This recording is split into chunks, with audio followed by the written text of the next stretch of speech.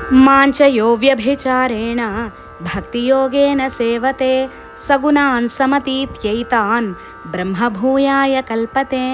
ఎవరైతే నన్ను అనన్యమైన అచంచలమైన భక్తితో సేవిస్తున్నాడో వాడు ఈ 3 గుణాలను అవలీలగా దాటి పరబ్రహ్మను చేరుకోవడానికి అర్హుడవుతున్నాడు అని పరమాత్మ చెబుతున్నాడు. పరమాత్మ ఆత్మస్వరూపుడుగా అన్ని జీవరాశులలో ఉన్నాడు. ఆత్మ ప్రాపంచిక విషయాలతో కలిసి జీవాత్మగా మారింది. జీవాత్మ మరలా తన స్వస్వరూపమైన ఆత్మస్వరూపాన్ని పొందాలంటే 3 గుణాలు అనే తెర మనకు అడ్డుగా ఉంది.